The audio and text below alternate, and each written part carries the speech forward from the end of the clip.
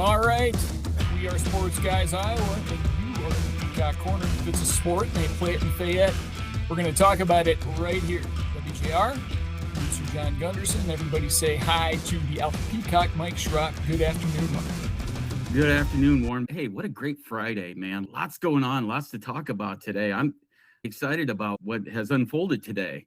As we were going to do a little basketball chat, but we got the football team making news first. Coach Jason Hoskins and a couple of his players down in St. Louis to meet with the Great Lakes Valley Conference, kind of a little preseason opener where they're meeting with the media, talking a little bit about their team, about the season ahead. We've spent a little bit of time this afternoon listening in on that. That was a lot of fun. And then also the coaches got done casting their votes. And how did Upper Iowa fall in the preseason poll, Mike? Like you said, the GLVC preseason poll came out right away. So they must have dropped their bags and, hey, everybody vote. Let's get this out there. But to be honest with you, Warren, I believe Upper Iowa fell exactly where I thought they were going to fall. And that's third in the GLVC. They received 46 votes from the coaches, no first place votes, and only behind Indianapolis, who received 63 votes, 7 of those being first place votes, and Truman State, 2 first place votes and 58 total votes. So Indianapolis, Truman State, and Upper Iowa are your top 3 in the GLVC. Yeah, I've got it up on the Upper Iowa, the UIUpeacocks.com site. It just posted. Yeah, Indianapolis, Truman State, 2 teams that we get in Fayette this fall are 1 and 2, Upper Iowa 3rd. Missouri S&T right behind us and 4th. In the middle, we got Quincy, McKendree, and Southwest Baptist tied for 6th, and then William Jewell and Lincoln round that out. So taking a look at this, you got 5 returning starters coming back to Fayette. I really don't see how the 8 other coaches besides Jason Hoskins in the league could pick Upper Iowa any higher than 3rd. And I like that we've got Truman State and Indianapolis both in Fayette. Figure out a way to beat one of them or both of them. We're looking okay. Oh, absolutely, Warren. Like you said, both of the top 2 teams in Fayette, advantage for us right away. Those are both going to be, when we've talked about it in other podcasts, those are going to be 2 tough games. They always are. Truman State and, of course, Indianapolis, who I've referred to as kind of the standard in the GLVC when it comes to football. But Truman State has put together a great team every year, and Upper Iowa has gone back and forth with them. I think over the past 2 years, you could have flipped Upper Iowa and Truman State, and the games we played against them, I know Hoskins talks about a bad half at Truman State one year that really cost them. We play them close. We're starting to learn how to get closer to them and beat them. So I'm looking for those 2 games to be really good. And in regards to where we pick Upper Iowa, the last show we did on Upper Iowa football, we were kind of talking about position by position, where do we need to fill, who's coming back and things like that. And 3rd just it's a really good place for Upper Iowa. We talked a little bit before we hit record that they're not going to sneak up on anybody this year. Those days are over with. But 3rd place is a great starting point for them. But I also think Upper Iowa, as well as Truman, as well as Indianapolis, depending on how the season goes, I think we could see a GLVC champion out of any one of those 3 teams. Coach Hoskins, RJ Wells, and DeMonte Mack all down there. They had about 10 or 11 minutes at the table on the stream. Coach Hoskins had some remarks a little bit about the last season, about how we kind of ramped up towards the end, played some of our best football in the last few weeks of the season. And we were at a point where we really thought we could beat just about anybody by the time we got to the middle of November. Listen to the rest of the stream. We've got Truman on there and Indy a little bit later. The Indy coach and players both all extended some real respect to Upper Iowa. That was a big moment for them to win the conference championship right there. They needed that win in order to not share it with anybody else in the conference standings. And they said, hey, that was a big win. They gave us a great game, and it went all the way down to the wire. So kind of just got me thinking just a little bit about, man, maybe we can flip the script in Fayette and we can be playing for something on November the 14th. Yeah. Oh, that man, I don't know what I'd do with myself if that was the case. But a few years back, Warren, as you know this, that was a far reality for us, right? That we would be playing for something at the end of the season. Last year, we were, and it was exciting. And Upper Iowa football was the talk of campus. It was the talk of parents and fans all across the United States. It just was a wonderful time for Upper Iowa football. And Hoskins talked a little bit about not looking back and just staying in last year, but carrying that momentum over. And when he talked about that, what I got out of that is that when he speaks about how they were playing their best football at the end of the year, that they really want to start where they left off.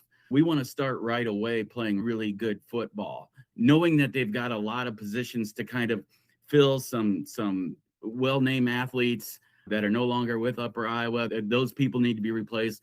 But he really is focused on setting that tone that we want to start playing our best football earlier and continue to get better so we can be in the talks at the end of the season about the GLVC championship. And I think that is what I'm getting from him is going to be his attitude and kind of the tone once everybody reports August 4th of Upper Iowa football moving forward.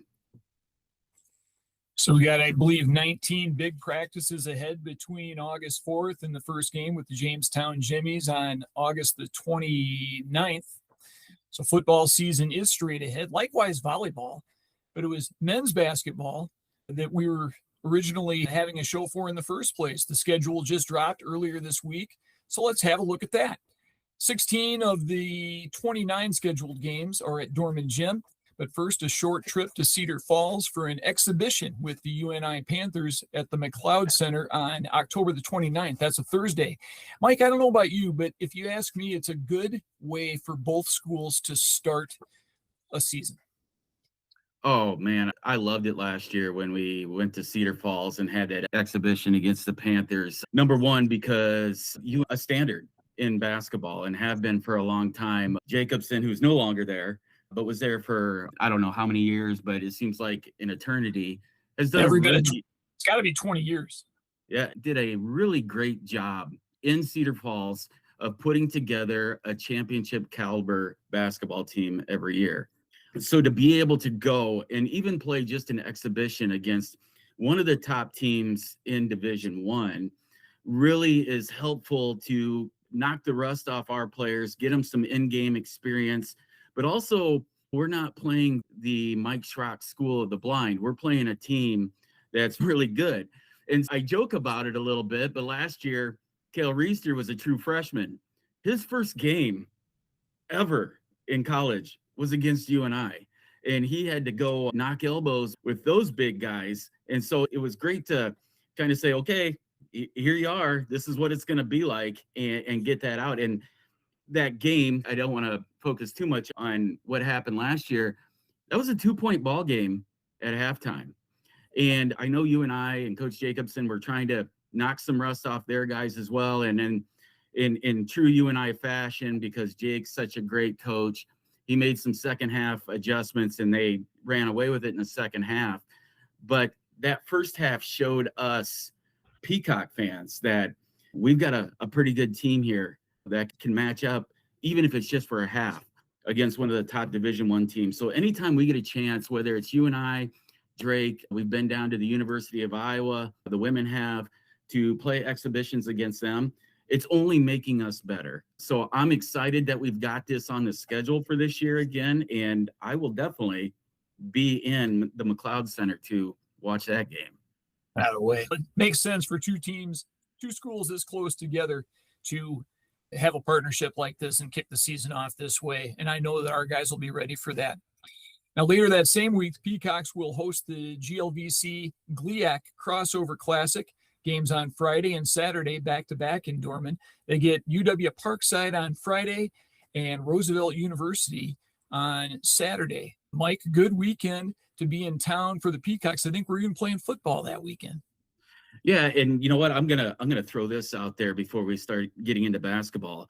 For those of you that attend games at Dorman Gymnasium and have had to use the bathroom, it hasn't been pleasant. I am happy to announce that as we are speaking, those bathrooms are being renovated and updated. This year's volleyball, this year's basketball, anything in Dorman Gymnasium, we are going to have new bathrooms. I know it's going to excite a lot of our fans. Seems silly to be excited about, but until you've used them, But back to your original question, Warren. Yeah, the trick is you've got that exhibition against UNI, but now you're playing games that go on the record, and you're gearing up for what's going to be a tough GLVC conference.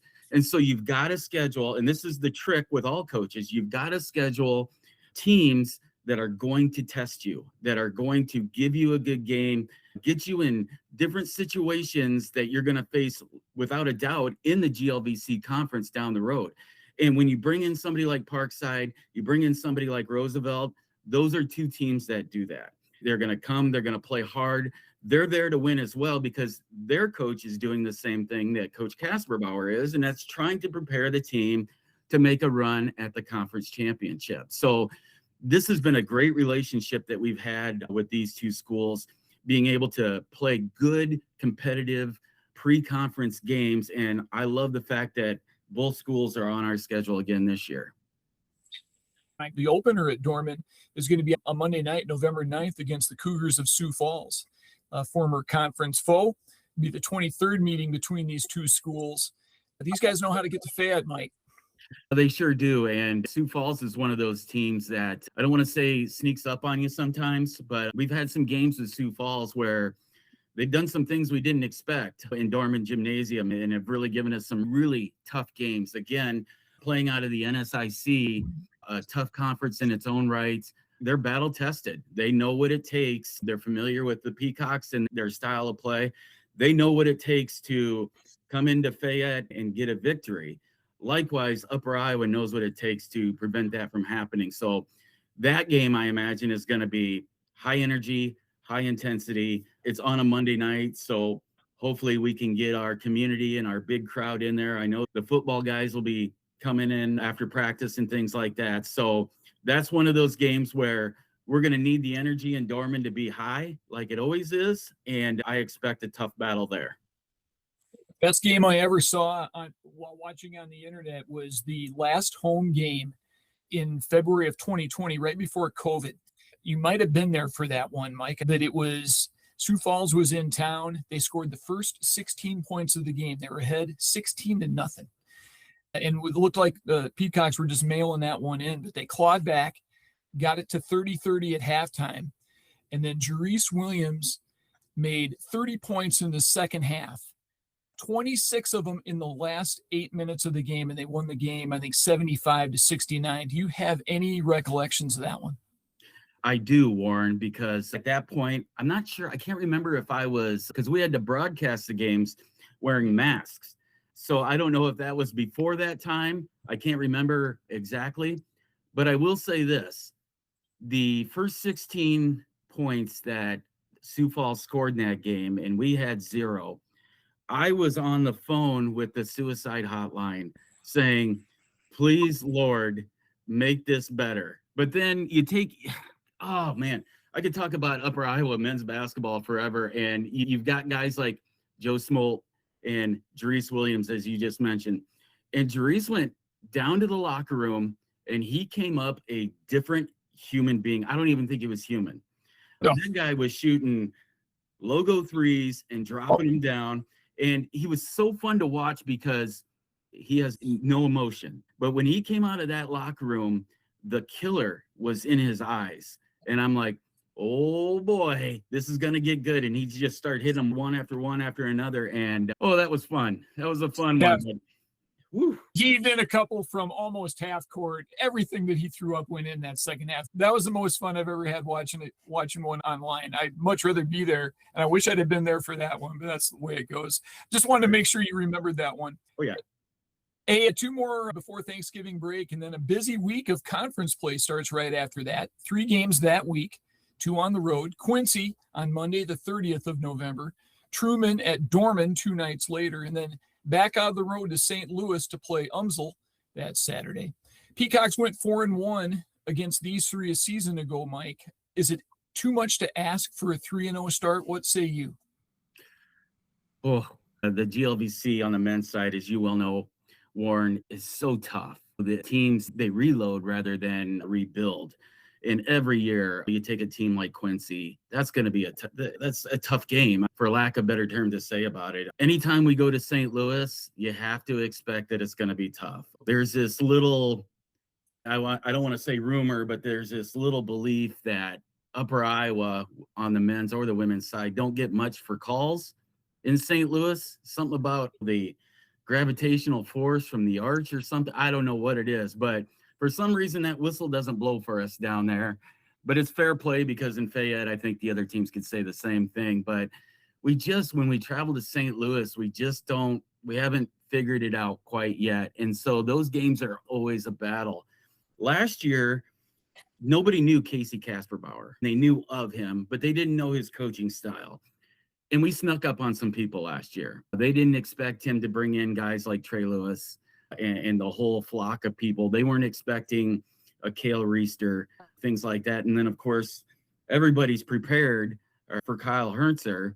But how do you really prepare for him, or you just try to contain him as much as you can? And so Upper Iowa started with that great start last year. And I think a lot of it was we did sneak up on some people.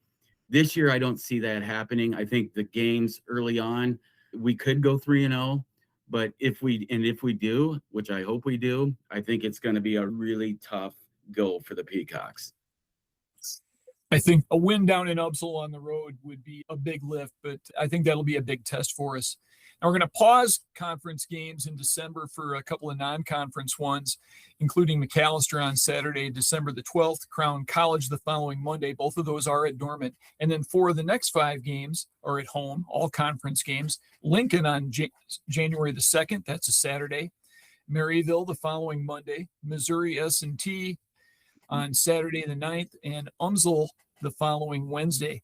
Now the Peacocks dropped 3 last year at Dorman, Mike. You were there for all of them, I believe.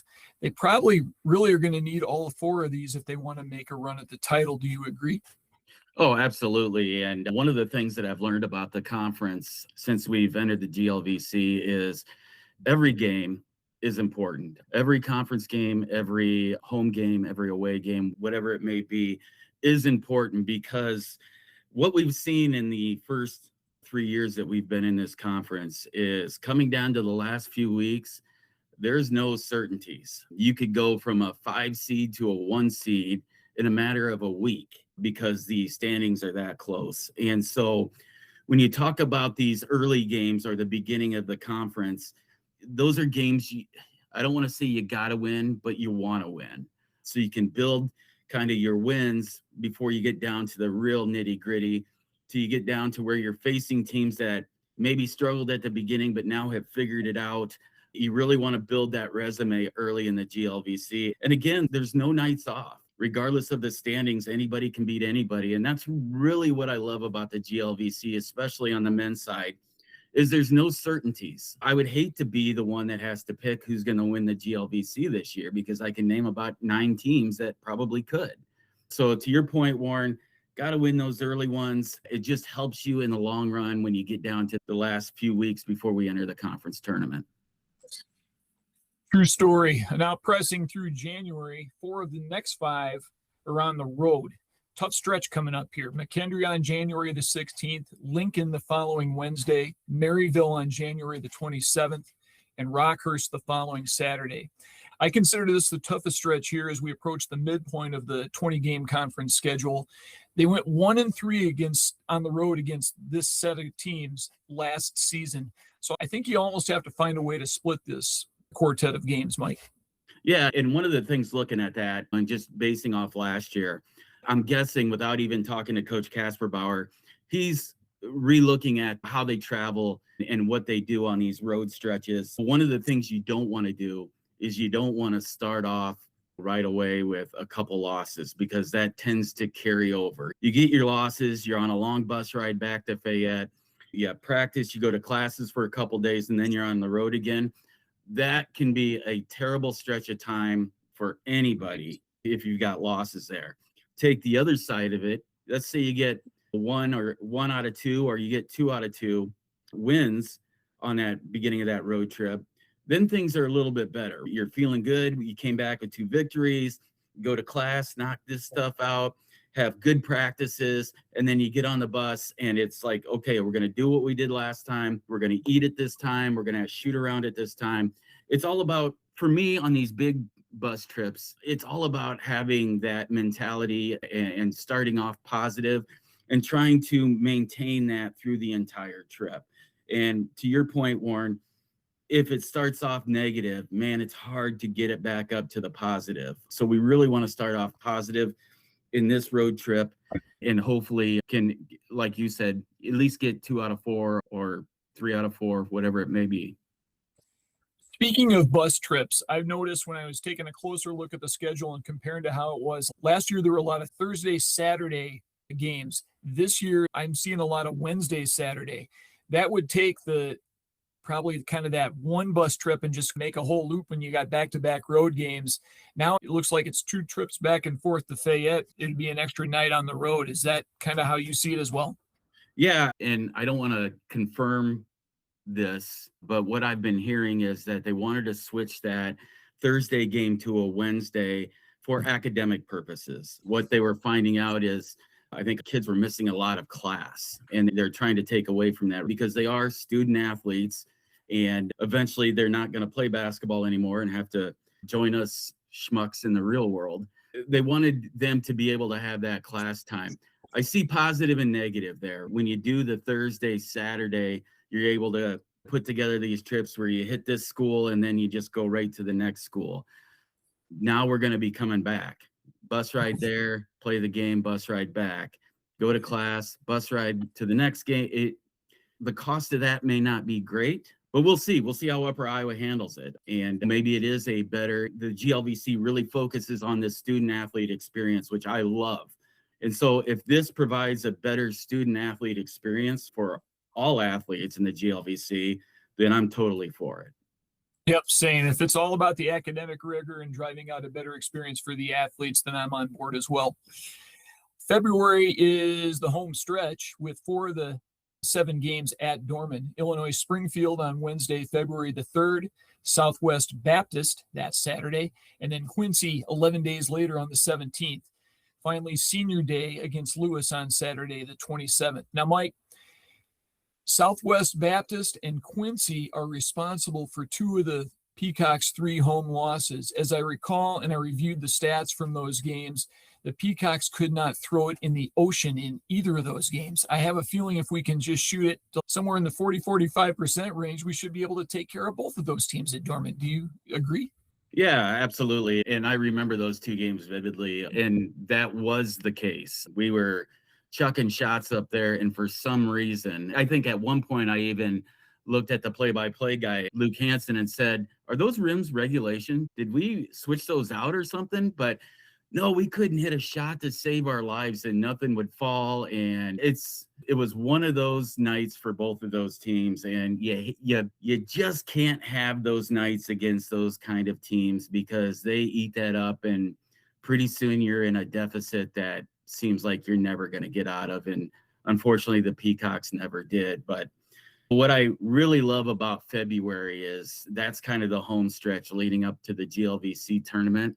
But it's also when Fayette is absolutely rocking. I know that schools don't want to play us in February in Fayette because it's loud, it's full. It's my favorite time of the basketball season, but it also puts a little more emphasis on the importance of each and every game because we're starting to see the conference tournament brackets come out and the standings, and people are trying to not only qualify for the tournament, but get that top seed or get a better seed. And again, the intensity of the importance of each game just ramps up twofold.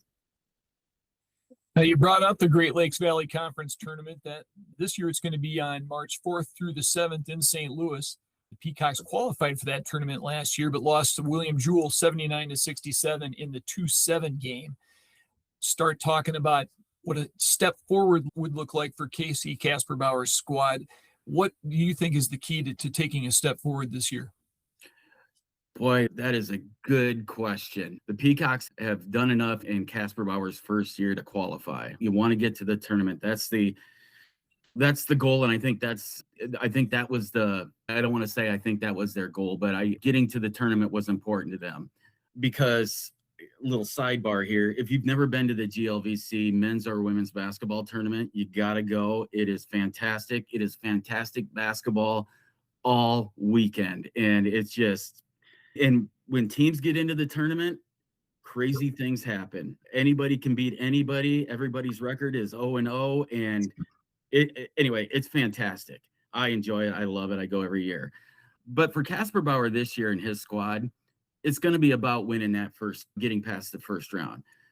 Qualified, did that last year. Okay, now we've got to take that next step. Now we've got to win that first game.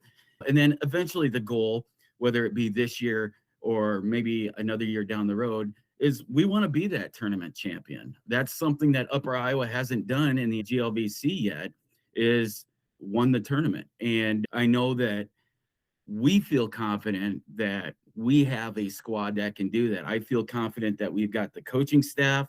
I feel confident in even looking at this year's rosters that we are built to make a run in the tournament. But to your point, Warren, you got to take care of business in the regular season. Every game is important in the regular season. You got to treat it that way so you can get to that point to qualify for the tournament so you then can make that run. Good points, all Mike. It's all going to start at the McLeod Center in Cedar Falls Thursday, October the 29th. Probably are going to charge more than $10 to get in there, I'm betting. And probably, who knows, you might get a seat right next to Mike Schrock in that game. Who knows? Last year it was free, Warren. Last year they didn't charge. Oh, the heck. Is that right? That is right. And you can sit anywhere you want to. And last year we had a ton of Peacocks there. It was actually after a home football game. Mm-hmm. So I had to jump out of the suite and head to Cedar Falls. And, oh, man, we had so many loyal Peacock supporters there. And we're hoping that we have the same attendance that we did last year, because it's a great way to get a free firsthand look at what the Peacocks are going to put on the floor this year. It's just a hop and a skip to Cedar Falls, and it's a beautiful venue once you get there. There's not a bad seat in there, probably 6,000 of them there, give or take 200 or 300. Good looking place, good looking venue for a game. Nice way to kick off the season. The full schedule is on uiupeacocks.com if you want a closer look. And Mike, anything to add before we wrap this one up?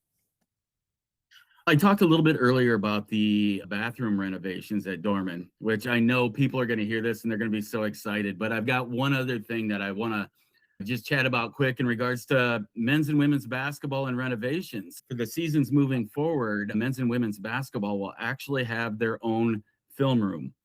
Both the programs have raised the money to put together a film room which has custom Peacock seating, graphics on the wall, will exclusively be used by Upper Iowa men's and women's basketball. And what this space does is it gives them a place where their entire team can sit and watch film. There's a dry erase board as well as a oversized TV on the wall there.